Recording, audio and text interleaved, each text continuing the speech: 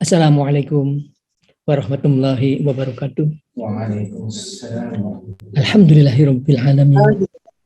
Allahumma shalli wa sallim wa barik ala sayyidina Muhammad wa ala ali sayyidina Muhammad. Alhamdulillahirabbil alamin. Bapak Ibu anak-anak sekalian, seperti biasa saya akan ajak diri saya sendiri dan kita semua untuk kita selalu bertakwa kepada Allah Subhanahu wa taala. Takwa artinya melakukan segala perintah Allah dan menjauhi semua larangan-larangannya. Selalu kita mendekat kepadanya di dalam zikir dan doa. Nah, Bapak Ibu anak-anak sekalian, kita kumpul awalannya itu sebetulnya adalah kita ingin memohon kepada Allah supaya di Indonesia ini jangan ada lagi virus corona. Sekarang ini jutaan saudara-saudara kita jatuh jurang kemiskinan yang sangat mengkhawatirkan. Mereka sudah kehilangan pekerjaan, gak punya penghasilan, kesian sekali. Jadi saya ngajak semua Bapak Ibu untuk kita berdoa. Kita minta supaya kehidupan kembali kepada sebelumnya, normal kembali. Supaya yang dirumahkan kembali bekerja.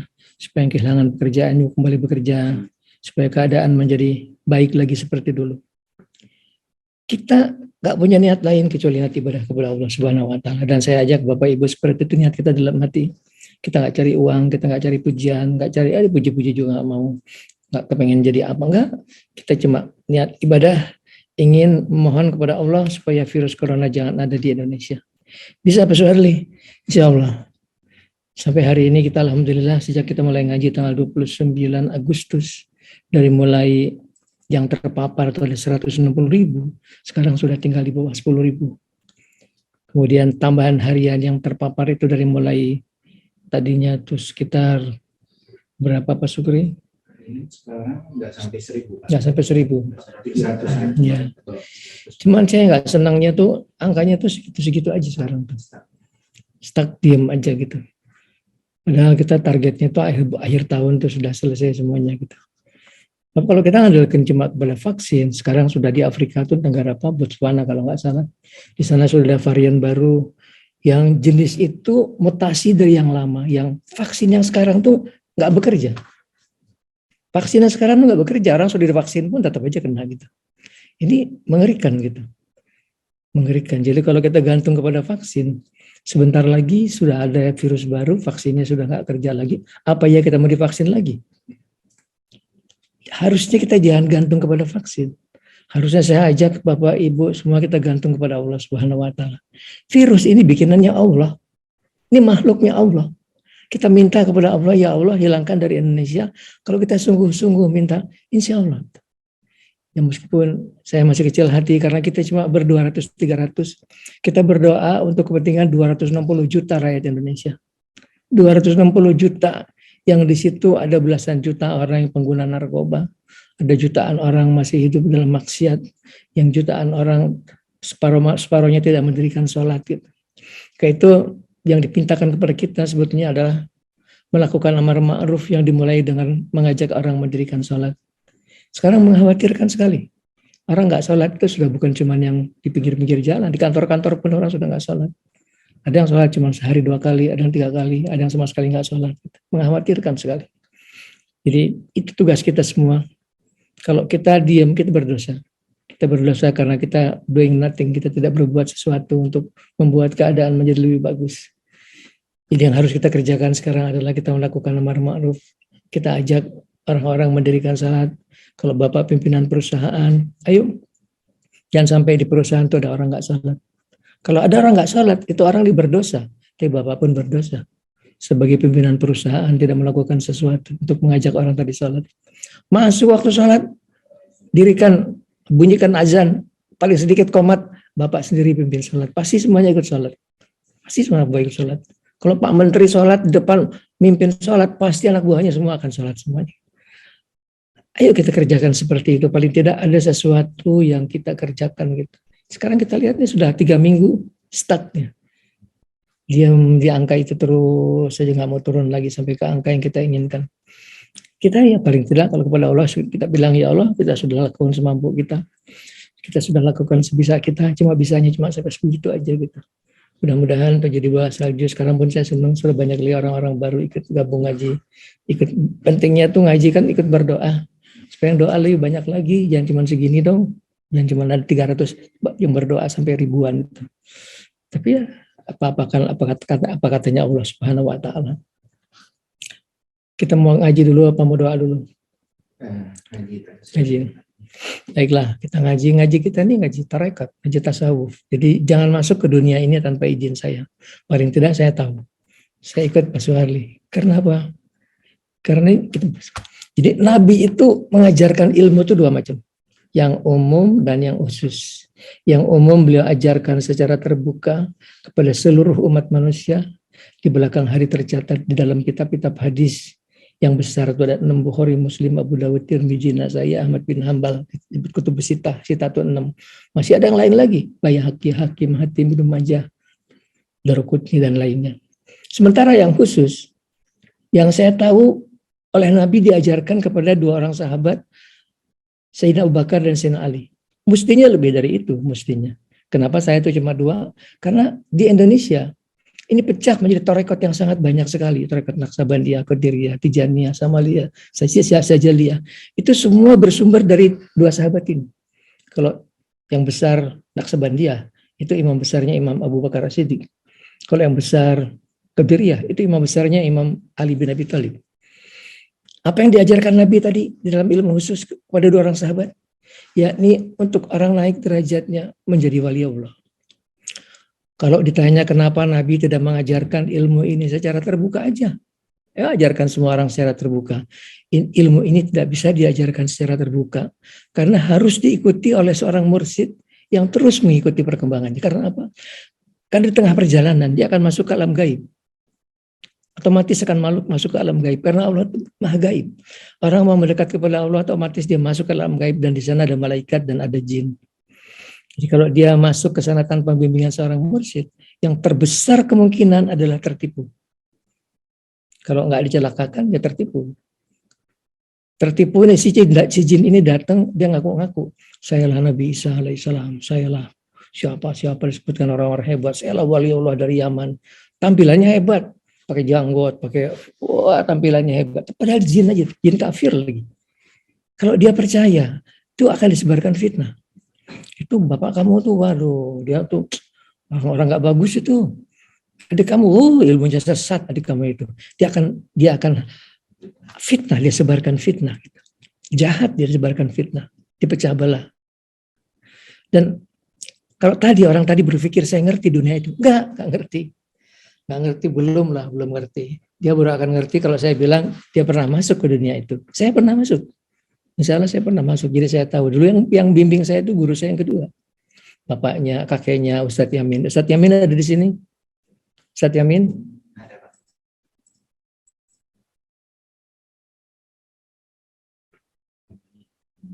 Belum masuk.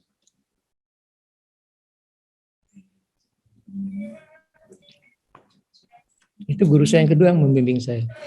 Udah, beliau tuh nggak pernah ngomong. Jadi waktu saya masuk belajar ke dia, karena disuruh guru saya yang pertama, ada yang itu guru saya, kamu ikutin Ki. Saya datang ke sana tuh beliau nggak ngomong, diam 1000 bahasa. Diam aja tanpa omongan sepatah kata pun. Tapi saya dengan kepatuhan seorang murid yang ingin belajar, saya setiap minggu tuh ke Garut kayak ke air aja, kayak ke kamar mandi aja. Setiap minggu saya berangkat. Kadang saya bawa keluarga. Kalau saya bawa keluarga saya tidur di Bandung. Jakarta, Garut, di Garut tidur di Bandung. Kalau saya sendiri saya nginep di situ. Sampai akhirnya alhamdulillah beliau berkenan membimbing. Dimulai dengan mengajarkan saya sifat Allah wujud, kidam bakwa, muhalafatul lil hawadisi. Sampai kepada saat-saat di mana kita akan masuk ke dunia itu, saya ngomong itu. Nanti saya takut kepleset, tiba-tiba dia ngomong, mual katanya. Ngomongnya keras, mual katanya. Nggak akan kepleset. Ada saya yang jagain gitu. Jadi kalau tanpa ditungguin tuh, dan setelah saya masuk saya tahu memang nggak mungkin kalau ada ditungguin. Nggak mungkin, begitu masuk itu kita berhadapan dengan yang ganas-ganas gitu. Kalau kita masuk, kalau ada guru kita, dia akan jagain kita. Dan guru kita harus yakin ngejamin murid-muridnya. Saya yakin insya Allah. Saya kenal dunia itu, saya biasa berhadapan dengan mereka. Poinnya adalah kalau masuk, asal bilang saya Pak Suharli saya ikut. Jadi saya tahu dia ikut, saya tungguin, saya jagain. Jadi itu dimulai dengan kita Bersihkan hati. Jadi awalan perjalanan rohani kita berhampir kepada Allah itu adalah membersihkan hati dari segala dosa. Karena Allah itu Maha Suci. Tidak bisa didekati hati yang kotor, belepotan, penuh dosa, nggak bisa. Nggak bisa. Cuma hati yang suci yang bisa bisa mendekati Allah. Jadi sucikan hati kita, nggak boleh punya dosa. Sedikit pun nggak boleh punya dosa. Gimana caranya nggak punya dosa? Ya minta ampun kepada Allah Subhanahu Wa Taala. Baik dosa kepada manusia maupun dosa kepada Allah Subhanahu Wa Taala. Kalau dosa kepada Allah itu gampang minta ampunnya. 2 hari aja minta ampun seperti yang saya ajarin masing-masing 100 kali. Ya Hayyu Ya Qayyum la ilaha illa anta subhanaka inni kuntu minadz zalimin 100. Satu lagi astagfirullahaladzim la ilaha illa huwal hayyul qayyum wa atubu ilaih 100. Itu kalau kepada Allah 2 hari aja udah beres. Sudah kata Allah beres. Yang susah kepada manusia memang. Jadi kalau sekarang ini setelah sekarang yang ngaji bareng kita nih beragam. Ada yang sudah tinggal 10 hari lagi selesai, ada yang baru mulai separuh jalan, ada yang kayak saya tinggal 3 hari lagi Pak Suharli katanya. Karena mulainya nggak barengan. Tapi yang nggak barengan tuh ternyata seminggu setelah kita jalan itu dikoreksi jumlah angkanya. Tadinya 12.900, itu guru saya mengoreksi bukan 12.900. Angkanya itu 16.641. Berarti ada sekitar 10 hari yang angkanya salah. Ya, sekarang ini alhamdulillah terakhir kan yang saya ajarkan, kalau kita sujud rasakan kita sedang sujud di kakinya Allah Subhanahu Wa Taala. Maha suci Allah harus punya kaki. Ini cuma sebuah simbol. Sama seperti Ka'bah, simbol dari Baitullah. Simbol daripada rumah Allah. Oh, yang sudah ngitung-ngitung ya Allah, ya Allah, ya Allah. Seakan-akan Allahnya ada di dalamnya gitu. Itu cuma sebuah simbol karena manusia itu butuh simbol. Jadi kalau kita sujud, kita rasakan ada kakinya Allah. Itu alhamdulillah sekarang sudah banyak, kurang dari separuh, tapi sudah banyak sudah bilang saya sekarang kalau sujud saya nangis Pak Suharli, nangis sampai air mata saya kayak hampir habis. Terus saya meleleh terus air mata saya. Bagus sudah mulai bisa merasakan hati ini. Tapi itu cuma bisa terjadi kalau hati kita sudah bersih. Mau ngerasakan kakinya Allah, kalau hatinya kotor nggak mungkin bisa ngerasakan, nggak mungkin bisa nangis gitu. Kalau hatinya masih belepotan itu nggak mungkin.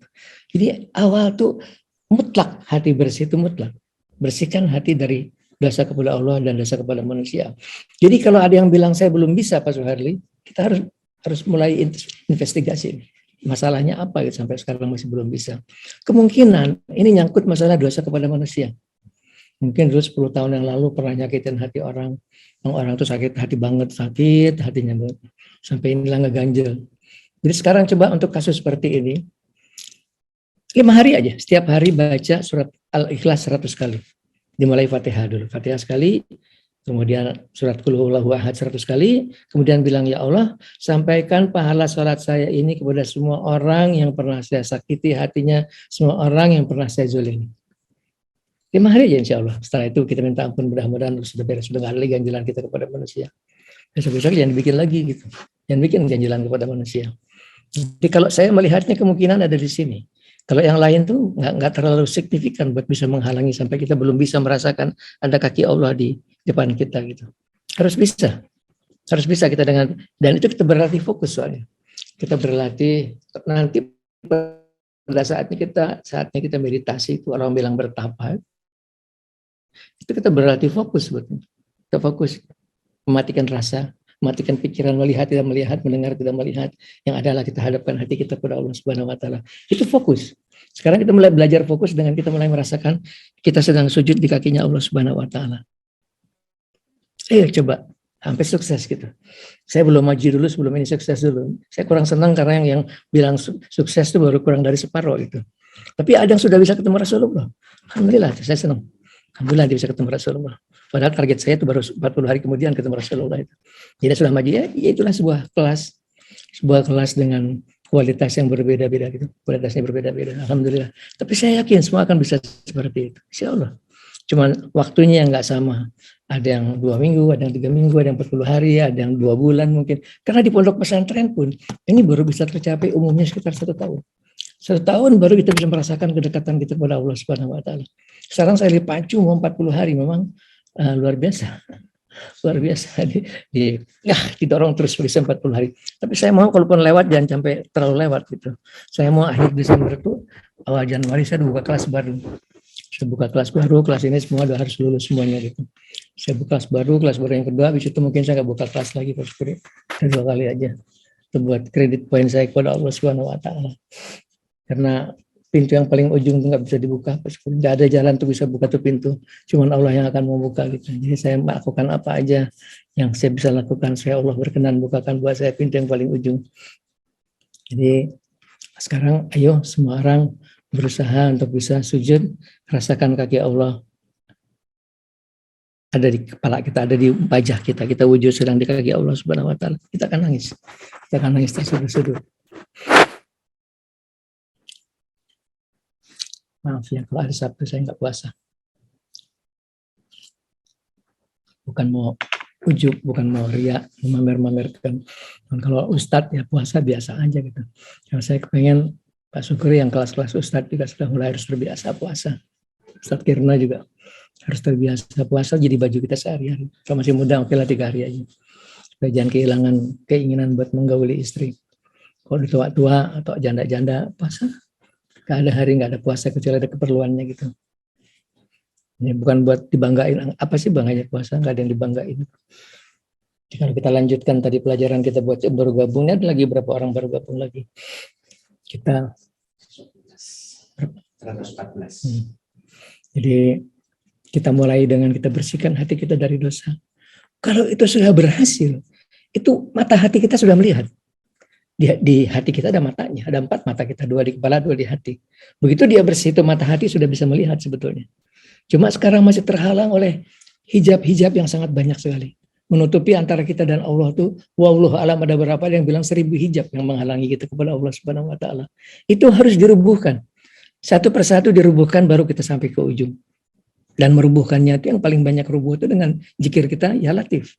Ya Latif, ya Latif, ya Latif, ya Latif, 16.641. Kemudian dia akan rubuh dengan perbuatan. Kalau kita baik-baik sama istri, Pak Syukri baik-baik sama istri, lembut-lembut, itu keangkat 1 tabir. Kalau istri juga baik-baik sama suami, bikin teh, kelakuannya menyenangkan, keangkat tabir-tabir. Paling banyaknya ke hubungan suami istri. Karena pertama kali masuk kubur pun dia tanya tanggung jawab kita sebagai suami. Itu yang ditanya nomor 1. Jadi kita harus berusaha untuk bisa menjadi suami yang menyenangkan buat istri kita, yang dia ridho jadi istrinya kita. Jadi kalau itu dilakukan sudah keangkat banyak sekali tabir-tabir yang keangkat oleh perbuatan. Dia kita baik kepada tetangga, pulang dari keluar kota bawain dia pisang. Dulu saya punya tetangga gitu, tetangga saya karena dia orang kaya, orang pintar, jadi rada ya gimana lah. Tapi saya sih tetangga kalau saya pergi keluar kota saya bawain pisang. Istri saya protes. Oh orang kayak gitu dibawain pisang. Biar aja saya bukan mau cari ridhonya dia kok, saya cari ridhonya Allah Subhanahu Wa Taala. Karena Allah memerintahkan, Nabi memerintahkan kita berbaik-baik sama tetangga. Alhamdulillah. Di belakang hari malah dia mau haji, cuma mau sama saya hajinya. Saya mau haji tapi saya mau jumpa Suwarli aja. Alhamdulillah. Padahal saya juga nggak ngarep apa-apa, cuma saya lakukan kewajiban sebagai tetangga. Kita lakukan kewajiban kita sebagai tetangga. Lakukan kewajiban kita sebagai bagian dari masyarakat dengan benar, gitu. Dengan baik dan dengan benar. Itulah jalan kita merubuhkan tabir-tabir tadi. Di samping kalau zikir tadi nggak bisa ditawar gitu. Itu harusnya kalau saya berapa hari Pak Suwarli? Kalau bisa lebih dari 40 hari. 40 hari itu angka minimal gitu. Angka minimal sampai kita bisa merasakan kehadiran Allah, jangan berhenti terus saja gitu. Itu kan cuma 2,5 jam aja. Tapi hasilnya itu luar biasa bagus sekali. Kalau kita bisa merasakan kedekatan kepada Allah Subhanahu Wa Taala, dimanapun kita berada kita akan ingat kepada Allah Subhanahu Wa Taala. Akan selalu ingat kepada Allah Subhanahu Wa Taala. Jangankan berbuat dosa, dalam berdiam pun kita akan ingat kepada Allah Subhanahu Wa Taala. Jadi rubuhkan yang paling luar itu takabur. Karena takabur itu ya Allah, takabur itu paling menutupi hati kita. Kalau orang takabur dia pasti nggak akan bisa berdekat kepada Allah, pasti. Orang mau dilemparkan neraka jahanam, itu selendang saya kata Allah. Kalau pakai selendang saya lempar ke neraka jahanam. Mana mungkin bisa mendekat kepada Allah mau dilempar ke neraka jahanam. Jadi buang takabur itu. Saya banyak ketemu orang-orang tuh orang-orang yang baik, yang saleh, terutama orang-orang pondok pesantren. Yang kalau saya lihatnya orang muka cahayanya orang yang bersih hatinya. Cuman nggak bisa naik ke atas karena belum bisa merubuhkan takaburnya, belum bisa merubuhkan ujubnya gitu. Kalau itu bisa rubuh aja itu kesalahannya sudah lebih mudah gitu, lebih mudah kesalahannya. Yang berikutnya lah yang paling nutupin hati kita itu kan bakhil. Siapapun orang pelit dia pasti merasakan panasnya neraka jahanam. Meskipun dia haji, meskipun dia salat, bukan kata saya. Allah sudah bilang dalam Al-Quran, kamu syukur saya tambah nikmat, kamu tidak syukur saya ajab kamu. Allah sudah sudah bersabda, karena orang-orang yang pelit itu tidak bersyukur atas harta yang diberikan oleh Allah. Tidak bersyukur bahwa dia diberikan harta oleh Allah di mana ada hak orang lain untuk dibagikan gitu. Karena itu sudah dipastikan kalau orang pelit pasti merasakan api panas di neraka jahanam. Ayo kita sedekah semampu kita sebisa kita setiap hari kita sedekah. Itu bisa memperpanjang umur, bisa menghilangkan pahala. Tapi yang paling penting itu tadi, yang penting adalah itu menjadikan kita menjadi lebih dekat kepada Allah Subhanahu wa taala. Berikutnya kita bahas tuh wailul likulli majadil majah. Celakalah para pengumpat, para pencela. Disebut celaka. Gimana mau dekat kepada Allah atau oleh celaka lo? Kalau mengumpat dan mencela, kita harus belajar bisa menghindar dari perbuatan-perbuatan tadi. Terakhir kita bahas itulah memutuskan silaturahim. Itu rahmat Allah tidak turun. Inna rahmatan la tanzilu ala qaumin fihim ghairuhum. Rahmat Allah tidak turun kepada kaum di mana terdapat orang memutuskan silaturahim. Ini kalau kita segini, ada orang satu memutuskan silaturahim tidak turun rahmat Allah. Ada 1000 orang kumpul, orang-orang soleh semuanya. Ada satu orang memutuskan silaturahim, tidak turun rahmat Allah. Dari hadis Nabi tadi, kata Nabi nggak akan turun rahmat Allah. Ada orang memutuskan tali silaturahim. Itu menunjukkan dosa besar, menunjukkan memutuskan silaturahim. Dan menyambung silaturahim itu luar biasa. Luar biasa, ridhonya Allah itu luar biasa. Dan menyebabkan sebuah silaturahim terputus, itu pun sama, itu sebuah dosa. Kita membuat sampai silaturahim terputus gitu. Jadi itulah diantara hal yang penting di samping Pak Sukri akan bahas masalah ghibah. Karena ghibah juga menghancurkan amal kita. Amal kita tadi malam tahajud, tadi malam zikir, pagi-pagi kita ngerasanya orang sudah habis pahalanya. Jadi kalau itu adalah pelajaran yang harus kita pegang, di mana mulut ini jangan ngomong kalau nggak ada perlunya. Kalau kita mulai banyak omong, akhirnya kita kepleset di dalam dosa. Kepleset, kecebur ke dalam dosa. Saya belum mau maju dulu, ini karena masih banyak yang masih belum berhasil suruh sujud terasakan. Padahal segitu tuh, kalau segitu tadi sudah bisa, harusnya bisa. Yang lain kesana nggak terlalu misalnya. Ini yang paling parah yang di dia nih. Masih ada nifak. Ya, tapi nanti kita bahas nanti aja tuh. Dan nifak juga, kalau nifak orang munafik tuh ngomong bohong. Kalau dikasih amanah hianat. Kalau janjinya palsu. Kalau ada perselisihan pasti melakukan perbuatan yang zalim. Kalau orang berdusta itu, kata Nabi, itu malaikat yang jaga kita lari. Bau busuk, mulutnya bau busuk kalau kita berdusta. Coba satu kisah sebelum kita berdoa. Jadi suatu hari seekor merpati hinggap di pundaknya Musa. Musa, tolong saya dari kejaran elang. Baik, kata Musa, dimasukkan ke kantongnya. Tak lama kemudian datang seekor elang hinggap di batang pohon di depan Musa. Musa, berikan tuh merpati. Itu makanan saya tuh, rezeki saya. Kalau kamu tidak berikan berarti kamu nahan rezeki saya. Waduh, Musa bingung. Dikasihkan dia hianat merpati, nggak dikasihkan dia nahan rezekinya si elang katanya. Udah saya kasih daging saya aja, daging paha saya potong seberat merpati. Terus si elang nggak mau, saya nggak doyan. Kalau mata kamu 2 boleh lah katanya. Baik kata Musa. Baik silahkan ambil. Muridnya protes di saat ini. Guru, masa urusan begini aja mata harus hilang katanya. Anakku, janji itu amanah itu harus ditepati. Andai kata saya harus menyerahkan jiwa saya serahkan jiwa saya untuk menepati janji saya tadi. Dia celentang, sudah siap mau dipatuk. Tiba-tiba burung merpatinya berubah jadi malaikat Jibril, burung elangnya berubah jadi malaikat Israel. Kami diutus Allah untuk mengutus kamu. Dan Musa lulus. Kalau kita yang diuji nggak lulus. Tapi sebegitulah mereka memegang janji, memegang amanah tadi. Kita pun harus belajar kalau kita diamanati, kita pegang amanah tadi. Kalau kita janji, kita penuhi janji kita. Semampu kita sebisa, kita harus bisa. Kalau kita mau mendekat kepada Allah katanya, ya harus bisa. Mungkin ngaji sementara itu, saya kepengen coba teruskan tuh yang masih kurang-kurang tadi. Kalau udah tinggal berapa hari masih belum dapat, teruskan lagi zikirnya. 16.641 seminggu aja. Seminggu aja. Tapi puasanya seminggu. Selama seminggu itu puasa terus. Yang belum dapat. Selama seminggu. Harusnya kan 40 hari puasa Pak Sukri. Harusnya sambil zikir 16.000 terus sambil puasa 40 hari. Ya kalau kita di pondok kayak gitu. Dan puasanya bukan puasa biasa. Puasanya tuh puasa ditaker, makan sedikit aja bukanya. Nggak boleh daging, cuma sayur-sayuran, buah-buahan. Ini kan puasa 3 hari anak betul. Mau hasil besar, kerja sedikit. Kerja kecil, mau hasil besar gitu. Tapi ya insya Allah kita asal dikerjakan aja lumayan aja. Kalau belum saya targetkan dengan yang berat-berat udah nyerah semuanya. Enggak ada Pak Suharli katanya. Kalau suruh kayak gitu saya nggak kuat. Ya sudah kita turunin tawarannya. Segini pun sudah terbukti banyak yang berhasil. Segini pun terbukti banyak yang berhasil. Saya menginginkan semuanya berhasil. Saya mau murid ngaji saya tuh semuanya berhasil, nggak ada yang nggak berhasil. Cuma waktu aja, ada yang 40 hari, ada yang 60 hari. Teruskan lagi sedikit lagi nak. Tapi yang sisanya ini harus setiap hari puasa. Selama seminggu tiap hari puasa. Saya doain. Saya bantu doain dan guru-guru kita akan mendoakan. Amin kata mereka. Amin kata mereka. Supaya kita bisa merasakan sujud itu kita merasakan betul kehadiran Allah. Kita bisa nangis terseduh-seduh gitu. Kalau nanti bisa merasakan kehadiran Allah setiap saat, Pak Sukri bisa tiba-tiba lagi diam, tiba-tiba nangis. Orang bilang orang gila nih. Biar aja lu bilang gila. Yang gila tuh lu.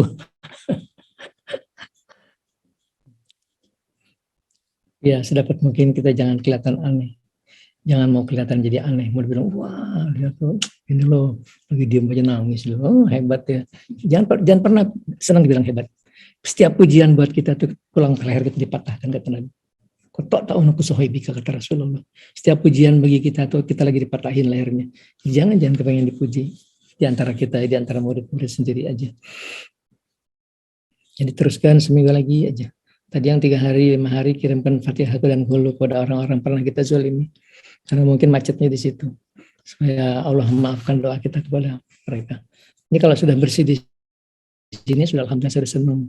Kalau semua murid ngaji saya sudah pada nggak punya dosa sama sekali, alhamdulillah. Kesannya gampang, kesannya gampang. Kita punya guru-guru yang sudah jamin kamu dan semua murid kamu akan sama-sama saya di akhirat. Sudah janji. Dan mereka orang-orang Allah tidak pernah menolak karena mereka itu sahabat-sahabatnya Allah.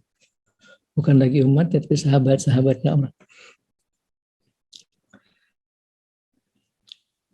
Oke, jadi itulah dikerjakan buat yang sedang mengerjakan. Teruskan seminggu aja. Seminggu lagi saya doakan mudah-mudahan bisa berhasil. Kalau buat baru yang mulai, yang baru puasanya 3 hari aja. Selama seminggu, dalam seminggu 3 hari puasa. Kemudian asal yang penting itu proses membersihkan hati dari dosa itu harus betul gitu. Istighfarnya 100, kemudian yang satunya lagi itu menjaga supaya tidak berbuat dosa itu dengan zikir, dan dengan satu zikir hasbunallahu wa ni'mal wakil wala hamla wala quwwata illa billahil azizil hakim. Saya pun baca. Saya bacanya bukan 100, saya bacanya lebih dari 100. Saya pun baca. Itu zikir luar biasa, dia akan kuat sekali menahan kita untuk tidak berbuat dosa kepada Allah Subhanahu wa taala. Ini aja dijaga dulu, saya udah senang. Ini dijaga dulu supaya kita tidak berbuat dosa. Nanti pelan-pelan di sini kita maju selangkah demi selangkah, kita rubuhkan satu-satu tabir pelan-pelan. Baiklah, kita sekarang akan berzikir dan berdoa.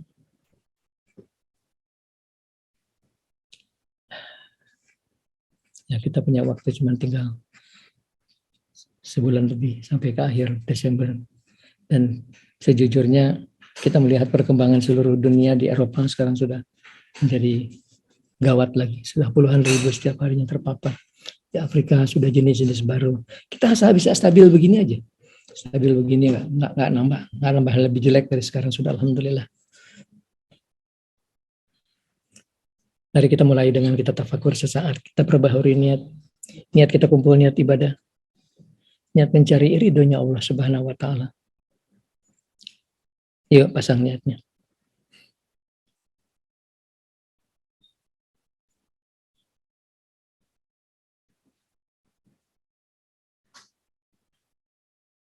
Mudah-mudahan Allah meridhoi apa yang kita kerjakan. Mudah-mudahan Allah mengabulkan semua doa-doa yang kita panjatkan. Amin. Lakhi dunia wa lakul niyati salihah wa hadratin Nabi Muhammadin sallallahu alaihi wasallam. Al-Fatihah. Alhamdulillah minas syaitonir rajim. Bismillahirrahmanirrahim. Alhamdulillahirabbil alamin. Arrahmanir rahim. Maliki yaumiddin. Iyyaka na'budu wa iyyaka nasta'in. Ihdinas siratal mustaqim. Siratal ladzina an'amta 'alaihim ghairil maghdubi 'alaihim waladdallin. ila hadratin Nabil Mustafa Rasulullah Sayyidina Muhammadin sallallahu alaihi wasallam wa ala alihi wa ashabihi wa azwajihi wa dzurriyyatihi wa ahli baitihi wa abuya fajar Ibrahim Jaim lahum al-Fatihah. Alhamdulillahi minasyaitonir rajim. Bismillahirrahmanirrahim. Alhamdulillahirabbil alamin. Arrahmanir rahim maliki yaumiddin. Iyyaka na'budu wa iyyaka nasta'in ihdinas siratal mustaqim. Siratal ladzina an'amta 'alaihim ghairil maghdubi 'alaihim waladdallin. Amin. Mari kita berdoa. Kita doa penuh yakin Allah akan mengabulkan doa kita. Allah yang dekat sekali kepada kita. Allah yang dekat, jangan dicari jauh-jauh. Amin. Subhanallah walhamdulillah wa la ilaha illallah wallahu akbar. Wa la hawla wa la quwwata illa billah adada ma alimullah wa jadada ma alimullah wa min alimullah. Allahumma shalli wa sallim wa barik ala sayyidina Muhammadin wa ala alihi wa sahbihi wa ala jami'il anbiya'i wal mursalin bi'adadi kulli ma'lumin. Allahumma shalli wa sallim ala nuril anwar wa sirril asrar wa tirakil aghyar wa miftahi bil yasyar sayyidina walana Muhammadinil muhtar wa alihi al-athhar wa ashabihil ahyar adada ni'amillahi wa ifdhalihi. Ilahana ya Allah, ya Allah. Berkumpul bersimpuh kami di hadapan-Mu ya Allah, kami hamba-hamba-Mu. Terimalah puja dan puji kami. Syukur terima kasih kami atas segala nikmat karunia yang telah Engkau limpahkan kepada kami. Nikmat iman, nikmat Islam, nikmat sehat, nikmat umur, dan nikmat lain yang begitu banyak yang tidak sanggup kami hitung satu persatu. Terima kasih ya Allah. Nuhun Gusti ya Allah. Falakal hamdu kulluhu walakal syukru kulluhu walakal mulku kulluhu walakal khalqu kulluhu biadikal khairu kulluhu wa ilaika yarji'ul amru kulluhu. Limpahkan rahmat dan kasih sayang. Limpahkan rahmat, taufik, hidayah, inayah, magfirah. Maafkan segala kesalahan kami ya Allah. Maafkan segala kekurangan kami. Ampuni segala dosa-dosa kami ya Allah. Ampuni segala dosa kami. Bersihkan hati kami dari segala dosa dan penyakit hati. Ampuni dosa kedua orang tua kami ya Allah. Beliau bapak-bapak kami, ibu-ibu kami. Mereka di dalam kubur, lapangkan kubur mereka ya Allah. Mudahkan urusan mereka ya Allah. Lepaskan dari kesulitan di dalam kubur. Lepaskan dari siksa kubur. Jadikan kubur mereka tempat yang menyenangkan. Taman dari taman-tamannya surga. Mereka masih hidup di dunia. Jadikan orang-orang yang husnul khotimah. Ampuni dosa semua anggota keluarga kami, baik masih hidup maupun sudah di dalam kubur. Suami-suami kami, istri-istri kami, kakak-kakak kami, adik-adik kami, anak-anak kami, ipar-ipar kami. Mereka di dalam kubur. Lapangkan kubur mereka ya Allah. Mudahkan urusan mereka. Lepaskan dari kesulitan di dalam kubur. Lepaskan dari siksa kubur. Jadikan kubur mereka raudatin min riyadil jannah. Taman dari taman-tamannya surga. Mereka masih hidup di dunia. Bimbing di jalan yang Engkau ridhoi. Selamatkan dunia mereka. Selamatkan akhirat mereka. Ampuni dosa semua saudara-saudara kami muslimin dan muslimat. Wabil khusus sebangsa setanah air. Ampuni dosa mereka ya Allah. Ampuni dosa mereka. Rahmat-Mu lebih luas dari dosa-dosa mereka. Rahmat-Mu lebih luas dari maksiat-maksiat mereka. Ampuni mereka ya Allah. Ya Allah, berikan mereka kekuatan agar dapat melaksanakan segala perintah-Mu. Berikan mereka kekuatan agar dapat menjauhi semua larangan-larangan-Mu. Wala hamla wala quwwata illa bika. Wala hamla wala quwwata illa bika. Ilahana, Kaulah Tuhan kami. Berfirman di dalam kitab suci-Mu, ya mahallahu mayyasya'u wa yusbitu wa indahu umul kitab. Kalaulah tertulis dalam kitab-Mu kami harus meninggal dunia di tahun ini, hapuskanlah tulisannya ya Allah. Kalaulah tertulis dalam kitab-Mu kami harus meninggal dunia di tahun ini atau di bulan ini, hapuskanlah tulisannya ya Allah. Kalau tertulis dalam kitab-Mu, anak-anak kami, cucu-cucu kami harus meninggal dunia di tahun ini. Hapuskanlah tulisannya, ya Allah. Kalau tertulis dalam kitab-Mu, anak-anak kami, cucu-cucu kami harus meninggal dunia di tahun ini atau di bulan ini. Hapuskanlah tulisannya, ya Allah. Berikan kami tambahan umur yang banyak untuk bekal kami ibadah kepadamu, ya Allah. Berikan kami tambahan umur yang banyak untuk bekal kami ibadah kepadamu, di dalam sehat, di dalam taat kepadamu, di dalam ridho-Mu. Jauhkan dari godaan setan, jauhkan mereka dari kami sebagaimana jauhnya mereka dari rahmat Engkau. Putuskan mereka dari kami sebagaimana putusnya mereka dari rahmat Engkau. Wala haula wala quwata illa bika, wala haula wala quwata illa bika, wala haula wala quwata illa bika, ya Allah. Berikan kami kekuatan agar dapat melaksanakan segala perintah-Mu.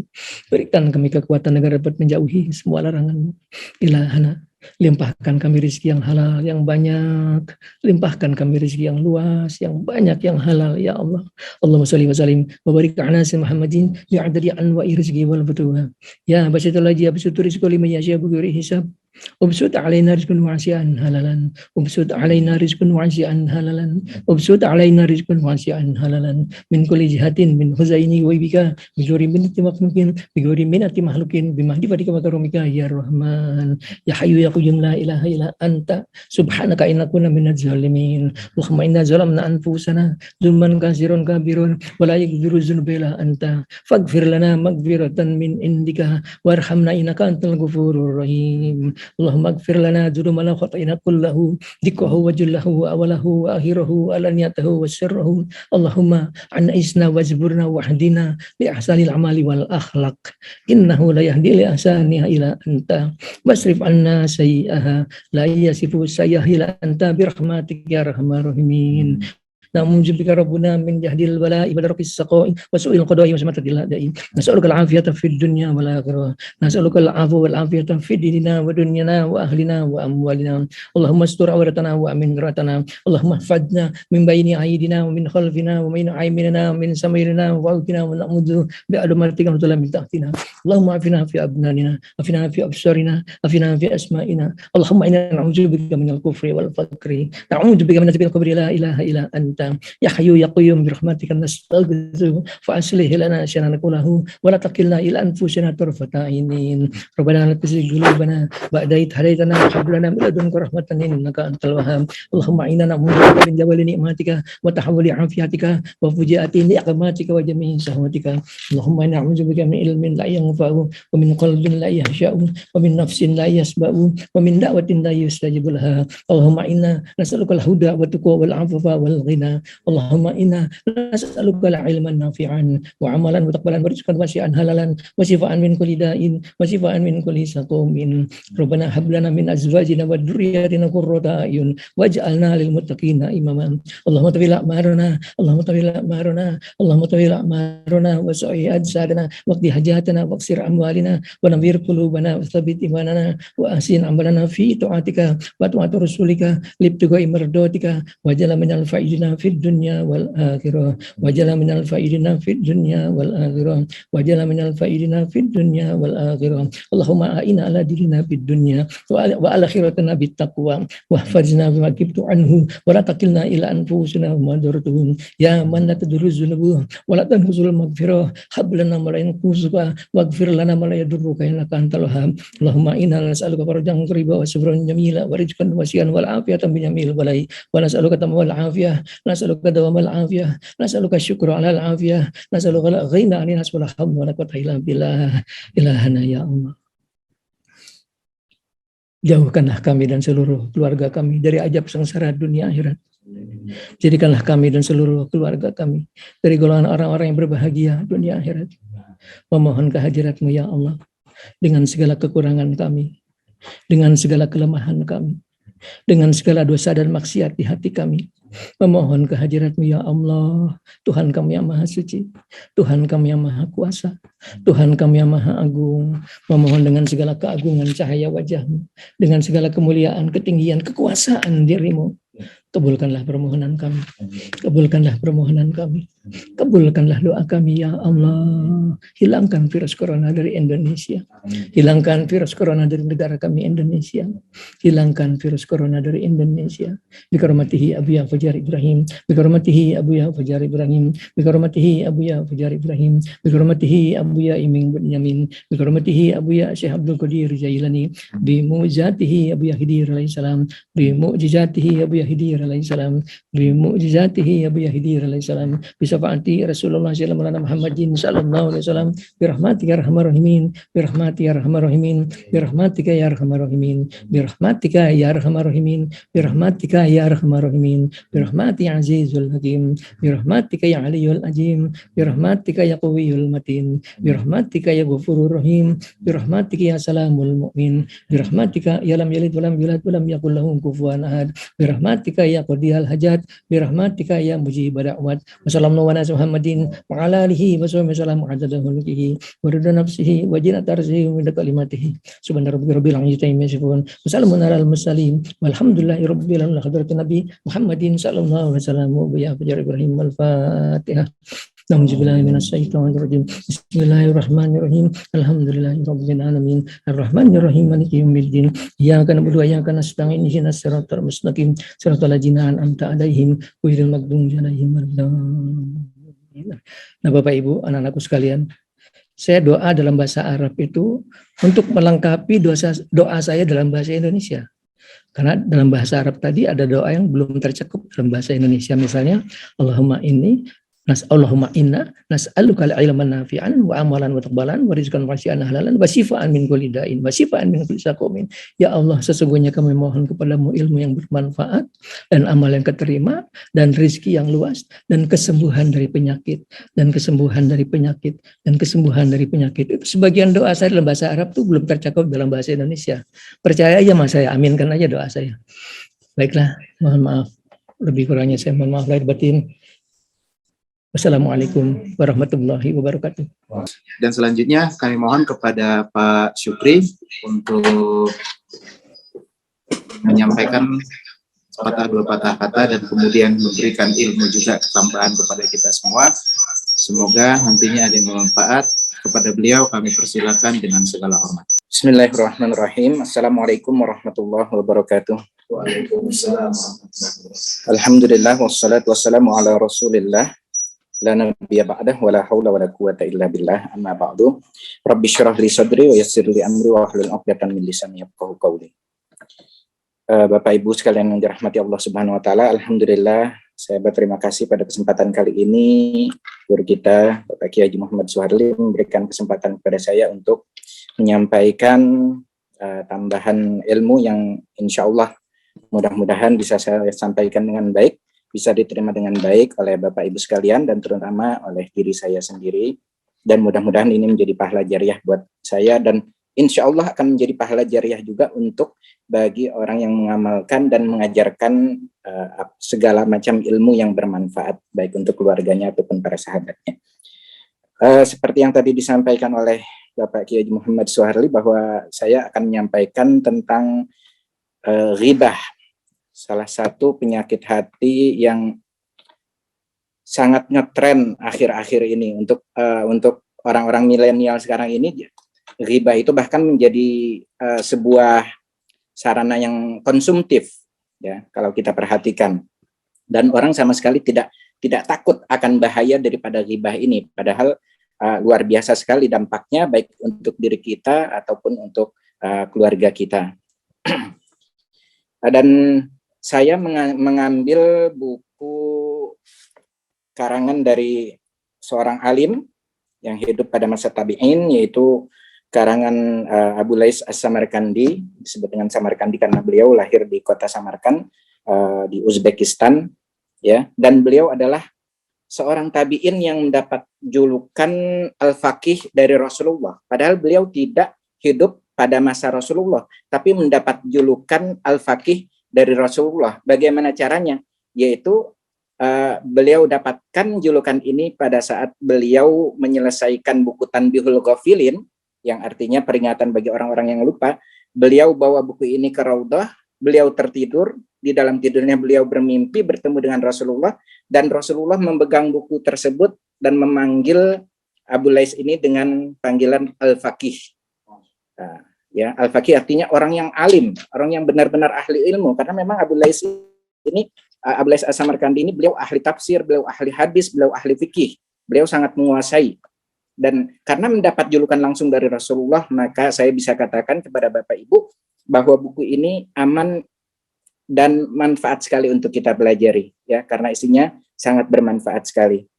Nah, baiklah Bapak Ibu sekalian, saya akan menukil beberapa ada ayat Al-Quran dan juga ada beberapa hadis Nabi, panjang-panjang sekali, tapi saya akan mengambil poin-poinnya aja yang terpenting.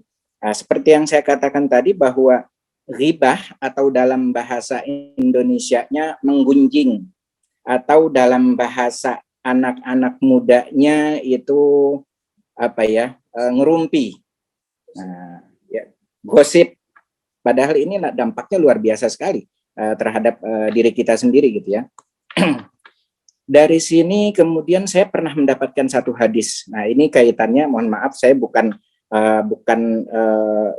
berpihak kepada lelaki kemudian saya menyudutkan kaum wanita, tapi ini adalah apa yang disampaikan oleh Rasulullah sendiri. Tadinya saya bertanya-tanya, kenapa kok dalam satu hadis Rasulullah katakan bahwa ya ma'syaran nisa aksirna shadaqat wastaghfirna lillah fa inni ra'aitu aktsarakunna finnar. Rasulullah sampaikan, wahai kaum wanita, perbanyaklah sedekah dan perbanyaklah beristighfar kepada Allah Subhanahu wa taala. Kenapa, kata para sahabat? Fa inni ra'aitukunna aktsarakunna finnar. Karena sesungguhnya aku melihat kalian para wanita paling banyak di neraka. Ternyata ada kaitannya dengan masalah ghibah ini. Di dalam riwayat hadis yang lain, Rasulullah katakan bahwa ghibah atau menggunjing itu adalah menjadi kesenangannya kaum wanita. Nah, dari sini baru saya menangkap, oh ternyata penyebabnya adalah seperti itu. Bukan berarti yang laki nggak ada ghibah. Kalau kita pelajari buku ini, nanti akan saya sampaikan, ternyata memang baru kita sadar betapa seringnya kita berbuat ghibah. Gitu ya. Hadis yang pertama, hadis yang paling termasyhur menurut saya dan sahih, walaupun di dalam kitab Tanduhul Ghafilin ini ada juga beberapa hadis-hadis yang doif, tapi menurut ulama hadis bahwa hadis doif tetap bisa digunakan untuk fadhailul a'mal, untuk keutamaan amal. Jadi tetap insya Allah bisa kita pergunakan. Nah, hadis yang pertama adalah hadis dari Abu Hurairah radhiyallahu taala anhu, bahwasanya Nabi Shallallahu alaihi wasallam bertanya kepada para sahabatnya. Jadi beliau mengajarkan kepada para sahabat dalam bentuk bertanya, ya. Atadruna mal ghibah? Qalu Allahu wa rasuluhu a'lam. Qala idza dzakarta akhaka bima yakrah faqad ightabtahu. Qila araita in kana fi akhi ma aqul? Qala in kana fihi ma taqul faqad ightabtahu. Wa illam yakun fihi ma taqul faqad bahattahu. Nah, maknanya di sini Rasulullah pernah berkumpul bersama para sahabat, kemudian beliau bertanya, wahai para sahabatku, atadruna mal ghibah? Apakah kalian tahu apakah ghibah itu? Menggunjing itu apa? Maka para sahabat menjawab, Allah wa Rasulullah alam. Engkau ya Rasulullah dan Allah yang maha tahu. Maka beliau bersabda, apabila kamu menyebut saudaramu dengan apa yang tidak ia sukai, jadi kita menyebutkan atau kita bicara kepada teman bicara kita tentang orang lain yang orang lain tersebut tidak sukai, kalau dia dengar dia nggak suka gitu. Dibicarain tentang kejelekannya, tentang fisiknya, ya. Misalnya saya berbicara tentang kejelekan Ustadz Kerno atau tentang fisik Ustadz Kerno. Itu adalah real, bukannya hoax, bukan berita yang hoax. Kalau berita hoax itu fitnah, ya. Karena mengada-ada berita bohong. Ini adalah berita yang sifatnya nyata, kenyataan bahwa di diri orang yang kita bicarakan itu memang terjadi atau memang ia lakukan. Apabila kamu menyebut saudaramu dengan apa yang tidak ia sukai, maka berarti kamu menggunjingnya. Jadi kita bicara tentang hal yang benar terhadap diri saudara kita, sesuatu yang jelek. Nah, itu namanya ghibah. Lalu beliau ditanya, bagaimana pendapatmu ya Rasulullah jika pada diri seseorang itu terdapat apa yang saya katakan? Maksudnya gimana kalau ternyata yang memang yang saya sampaikan itu kepada teman saya adalah sesuatu yang benar? Nah, bukan sesuatu yang salah. Beliau menjawab, jika padanya terdapat apa yang kamu katakan, maka berarti kamu menggunjing, Dan jika padanya tidak terdapat apa yang kamu katakan, maka berarti kamu menuduh yang bukan-bukan atau kita telah menfitnah. Kemudian Al-Faqih mengatakan bahwa diceritakan dari salah seorang yang terdahulu bahwa apabila kita mengucapkan, nah ini yang tadi saya katakan dalam kesehari-harian ternyata kita banyak berbuat ghibah. Karena di dalam hadis ini disampaikan bahwa Al-Faqih, Abu Lais As-Samarkandi mengatakan bahwa orang yang mengucapkan, ih baju si fulan itu pendek, baju fulan itu panjang, atau kadang orang-orang, kalau saya dari Jakarta, dari Betawi, kadang orang Betawi itu punya julukan si pincang, si pendek. Nah itu ternyata adalah merupakan ghibah, perbuatan ghibah. Betapa sering kita melakukan hal yang seperti ini. Nanti kita akan bicara mengenai dampak atau dosanya seperti apa. Kemudian Al-Faqih juga berkata bahwa balagna anna amratan qasiratan dakhalat 'alan nabi. Nah, ini yang saya katakan tadi bahwa membicarakan fisik orang lain sudah termasuk ke dalam perbuatan ghibah. Hadis ini berkaitan dengan istri Rasulullah, Siti Aisyah. Artinya kalimat yang disampaikan bahkan oleh seorang istri Rasulullah. Rasulullah dengan tegas pun mengatakan bahwa itu adalah perbuatan ghibah. Balagana anna imratan qasiratan dakhalat 'ala Nabi sallallahu alaihi wasallam falamma kharajat qalat Aisyah radhiyallahu ta'ala ma aksaraha faqala Nabi sallallahu alaihi wasallam ightabtiha qalat Aisyah ma qultu illa ma fiha qala zakarti akbaha ma fiha. Nah, maknanya bahwa kami mendapatkan informasi bahwasanya ada seorang perempuan pendek masuk kepada Nabi, ke rumah Rasulullah sallallahu alaihi wasallam. Setelah perempuan itu keluar, Aisyah berkata kepada Rasulullah, alangkah pendeknya orang itu. Maka Nabi Shallallahu Alaihi Wasallam bersabda, kamu telah menggunjing wahai Aisyah. Aisyah berkata lagi kepada Rasulullah, aku tidak mengatakan kecuali yang sebenarnya ada padanya bahwa memang perempuan itu pendek. Maka beliau Rasulullah mengatakan, kamu telah menyebutkan apa yang paling jelek yang ada padanya. Maka itu adalah perbuatan ghibah. Nauzubillah min dzalik. Ya. Kira-kira kita sering melakukan hal ini atau enggak, Bapak Ibu ya? Masya Allah. Harus banyak istighfar. Makanya Alhamdulillah kita dibimbing untuk memperbanyak istighfar oleh guru kita. Mudah-mudahan Allah Maha Pengampun. Insya Allah mudah-mudahan apa yang tidak kita sengaja akan Allah ampuni. Kemudian dalam hadis yang ketiga, hadis yang lain itu hadis Abu Sa'id Al-Khudri, Rasulullah SAW bersabda. Nah ini dampak atau balasan iqab, azab dari Allah Subhanahu wa taala bagi orang yang melakukan perbuatan ghibah ya. Hadis ini terkait dengan perjalanan Rasulullah dalam Isra dan Mi'raj ya. Kita yakini sebagai orang beriman bahwa perjalanan Rasulullah Isra dan Mi'raj adalah perjalanan yang benar. Bahkan seorang sahabat Rasulullah Abu Bakar, beliau dijuluki dengan As-Siddiq karena beliau mempercayai apa yang disampaikan oleh Rasulullah. Bahwa lailata usriya bi ilas sama marartu bi qaumin yaqta'ul lahma min junubihim. Tsumma yulqamunahu tsumma yuqalu lahum kulu ma kuntum ta'kuluna min lahmi akhikum. Fakultu ya Jibril man haula? Qala haula'i min ummatikal hammazunal lammazun. Ya. Bahwasanya Rasulullah mengatakan dalam hadis ini, pada malam aku dinaikkan ke langit, yaitu malam Isra dan Mi'raj, aku melewati suatu kaum yang dipotongkan daging pinggangnya. Ya. Rasulullah dalam perjalanan Isra Mi'raj beliau, di dalam neraka, beliau ditunjukkan ahwal neraka. Terus kok Rasulullah nggak kepanasan? Izin Allah. Izin Allah Rasulullah tidak merasakan panasnya, tapi beliau melihat ahwal di dalam neraka. Di antara yang beliau lihat adalah ada sekelompok kaum yang daging pinggangnya itu sedang dipotong oleh malaikat. Diiris-iris, dipotong. Kemudian daging tersebut dimakankan kepada diri orang tersebut. Dijijelin mulutnya gitu. Oleh daging pinggangnya sendiri yang dipotong oleh malaikat.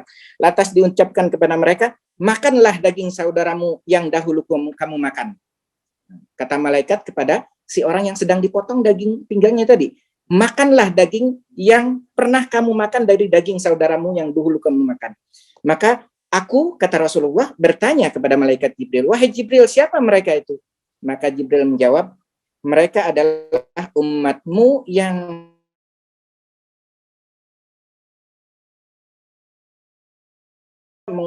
empat lagi umatmu gunjing. Mereka adalah umatmu yang suka berbuat ribah.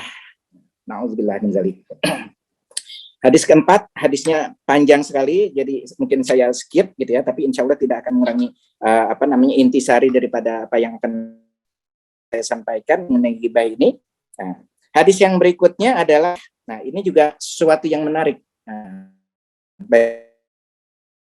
saya ini adalah sesuatu yang menarik. Hadis Jabir bin Abdullah pada masa Nabi Shallallahu Alaihi Wasallam. Jadi pada masa Nabi itu ghibah itu berbentuk apa? Berbentuk bau busuk.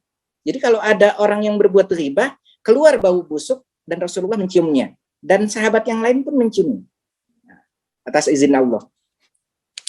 Nah, nanti akan saya jelaskan. Inna nasan minal munafiqin, kata Rasulullah, inna nasan minal munafiqin, bahwasanya sekelompok orang-orang munafik qad igtabu unasan minal muslimin, telah berbuat ghibah atau menggunjing orang-orang muslim pada masa itu, pada masa Rasulullah. Fadzalika hajat hadhir rihul muntinah. Oleh karena itu bertiuplah angin yang berbau busuk ini. Jadi suatu ketika Rasulullah sedang duduk bersama sahabat, tercium bau busuk. Rasulullah sampaikan pada sahabat bahwa saat ini ada orang-orang munafik yang sedang berbuat gunjing atau menggunjingi kaum muslimin. Maka dibawalah terbang bau tersebut sehingga tercium oleh para sahabat yang lain. Jadi pada masa Rasulullah itu bau orang yang menggunjing itu tercium baunya. Kemudian dijelaskan di sini ada pertanyaan, ahli hukum kok kalau sekarang kita nggak bisa mencium? Artinya apa yang menyebabkan berbeda? Ini nalarnya seperti ini penjelasannya. Apakah sebabnya bahwa bau busuknya menggunjing pada masa Rasulullah SAW tercium dengan jelas, tetapi saat ini tidak tercium lagi? Nah, ini ahli hukama itu orang-orang yang istiqomah, pokoknya orang-orang yang ilmunya sudah luar biasa dan dia istiqomah dalam keimanannya, dalam amalnya. Nah, maka si ahli hikmah ini mengatakan, karena begitu banyaknya menggunjing pada saat ini, sehingga hidung kita tidak bisa lagi mencium bau busuknya menggunjing. Diilustrasikan seperti halnya orang yang baru pertama kali masuk ke tempat tukang samak. Kalau kita yang lebih mudah, mungkin samak ini orang ada yang masih belum mengerti maksudnya. Atau begini ilustrasinya, kalau yang saya tangkap gitu. Ketika kita masuk ke dalam sebuah kamar mandi yang ada WC-nya, dan di situ baru orang, mohon maaf, buang hajatnya, buang air besar, kita mencium bau busuknya, bau yang tidak nyaman, seperti itu. Terus kok kenapa orang yang berlama-lama di kamar mandi, dia buang air di situ, lama-lama tidak tercium? Karena sudah terbiasa, dan lingkupan ruangannya itu sudah dipenuhi dengan bau busuk, sehingga akhirnya hidungnya tidak mencium lagi. Nah, ilustrasinya seperti itu. Karena di zaman kita sekarang ini sudah begitu, artinya lingkungan kita ini sudah dipenuhi oleh bau-bau busuk, sehingga akhirnya hidung kita sudah terbiasa dengan bau busuk tersebut dan tidak bisa mencium lagi bahwa bau busuk itu adalah bau busuk dari orang-orang yang menggunjing, seperti itu. Nah, kemudian hadis yang berikutnya, hadis Salman Al-Farisi. Hadis ini juga agak panjang, saya tidak bacakan hadis dalam bahasa Arabnya, ya, tapi saya akan bacakan terjemahannya. Tapi insya Allah mudah-mudahan bisa dipahami oleh Bapak Ibu sekalian. Tinggal 5 menit waktunya. Bahwa Salman Al-Farisi beserta orang termasuk Umar bin Khattab berada dalam bepergian. Kemudian mereka berhenti dan mendirikan tenda serta mempersiapkan makanan. Sedangkan Salman tertidur. Maksudnya ketika itu berjalanlah sahabat-sahabat Rasulullah, termasuk Salman Al-Farisi, termasuk tadi Umar bin Khattab. Nah, Salman Al-Farisi ini, beliau mungkin karena lelah enggak membantu apa-apa. Nah, beliau istirahat. Lalu sementara orang berkata, dan temannya yang lain berkata, apa maksud orang ini? Maksudnya membicarakan si Salman Al-Farisi ini. Apa maksud orang ini? Kecuali datang ke tenda yang telah disiapkan dan makanan yang telah dimasak. Datang, langsung duduk, langsung makan. Nah, ini pembicaraan yang artinya pembicaraan yang menurut kita biasa aja gitu ya. Kemudian setelah itu mereka berkata kepada Salman, Wahai Salman, pergilah kepada Nabi SAW, lalu mintakan lauk pauk kepada beliau. Maka kemudian Salman lantas pergi kepada Nabi SAW dan menyampaikan hal itu. Nah, disampaikan kepada Rasulullah, wahai Rasulullah, ini sahabat-sahabatku, nah, termasuk diantaranya Umar bin Khattab, minta lauk pauk. Maka Salman pun memberitahukan itu kepada, maka kemudian Rasulullah memberitahukan kepada Salman, wahai Salman, beritahukanlah kepada mereka. Nah, artinya sahabat-sahabat yang mengutus Salman untuk datang kepada Rasulullah, beritahukan kepada mereka bahwasanya mereka sudah makan lauk pauk atau mereka sudah makan daging. Maka Salman pun kembali kepada para sahabatnya dan kata, wahai sahabat-sahabatku, Rasulullah katakan, Rasulullah bilang kepada saya untuk sampaikan kepada kalian bahwa kalian sudah makan lauk pauk, kalian sudah makan daging. Nah, para sahabat yang lain mengatakan, kami tidak merasa makan apa-apa, belum ada makanan atau daging yang kami makan. Kalau kamu tidak percaya, datanglah kepada Rasulullah. Salman Al-Farisi mengatakan seperti itu. Maka para sahabat pun datang, ingin membela dirinya bahwa mereka memang belum makan apa-apa, mereka belum makan daging, mereka belum makan lauk pauk. Maka kemudian Rasulullah Shallallahu Alaihi Wasallam menyampaikan, ketika para sahabat ini bertanya kepada Rasulullah, ya Rasulullah, kami belum makan apa-apa, kami belum makan lauk pauk. Maka Rasulullah katakan kepada para sahabatnya, kamu telah memakan lauk pauk dari saudaramu. Ketika kamu mengatakan apa yang kamu katakan kepada saudaramu Salman yang sedang tertidur. Jadi pada saat Salman lagi tidur, tadi disampaikan kayak gitu. Ini orang apaan sih? Datang, langsung tidur, bangun, langsung makan. Nggak bantu diriin tenda, nggak bantu masak, tiba-tiba langsung makan. Pada saat Salman tertidur, mereka ngomong-ngomong, ngobrol seperti ini. Dan ternyata itu menurut Rasulullah adalah termasuk perbuatan ghibah yang bahkan nyata. Terlihat nyata langsung, kalau pada masa Rasulullah langsung Allah perlihatkan. Ya. Kemudian beliau membacakan kepada mereka ayat, wahai orang-orang yang beriman, jauhilah banyak dari prasangka. Sungguhnya sebagian prasangka itu dosa. Ini surah Al-Hujurat ayat 12. Dan janganlah kamu mencari-cari kesalahan orang lain. Dan janganlah ada di antara kamu yang menggunjing sebagian yang lain. Apakah ada di antara kamu yang suka memakan daging saudaranya sendiri yang sudah mati? Jadi ketika Rasulullah katakan kalau nggak percaya, coba ludahkan. Para sahabat meludahkan, ininya, mulutnya diludahkan. Ternyata di situ keluar darah. Darah dari daging bangkai mentah sahabat sendiri. Itu luar biasa sekali. Hal yang menurut kita biasa-biasa aja, ternyata itu merupakan perbuatan ghibah. Bagaimana lagi pada masa sekarang ini yang sudah semakin marak, bahkan di infotainment segala keburukan disampaikan, dan itu bahkan menempati rating yang paling tertinggi. Ya wajar kalau ternyata sekarang kita tidak mencium bau busuk sama sekali dari perbuatan ghibah. Nah, ada beberapa hal-hal menarik lagi, cuma sudah langsung Kak, terusin aja. Dari riwayat Ibnu Abbas radhiyallahu anhu mengenai turunnya ayat di atas ini menjelaskan yang ini turun berkenaan dengan dua orang sahabat Nabi. Nah, ini tadi apa yang saya sampaikan sama tadi ya. Kemudian diriwayatkan dari Hasan Al-Basri. Nah, ini istilahnya tips buat bagaimana cara kita menanggapi orang yang melakukan ghibah terhadap diri kita gitu ya. Nah, ini riwayatnya adalah dari Hasan Al-Basri. Bahwasanya ada seorang yang berkata, ada orang yang berkata kepada Hasan Al-Basri, wahai Hasan Al-Basri, sesungguhnya si fulan telah menggunjing kepada kamu, telah berbicara tentang keburukan kamu. Kemudian apa yang dilakukan oleh Hasan Al-Basri?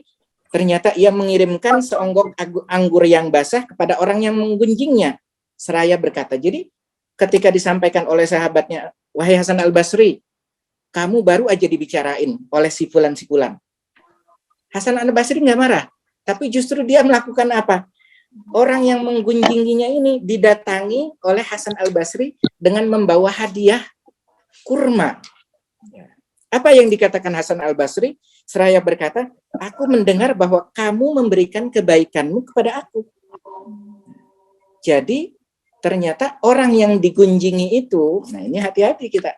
Betapa banyak kita bicarain tentang orang lain, kebaikan atau amal ibadah yang kita lakukan itu sudah berpindah kepada orang yang kita gunjingi. Berpindah dari kita, saya menggunjingi Ustadz Kirno, atau saya bicara jelek tentang Mbak Dini misalnya, ternyata pahala ibadah saya udah tertransfer kepada mereka karena perbuatan saya. Makanya Imam Hasan Al-Basri nganterin makanan sebagai balasannya.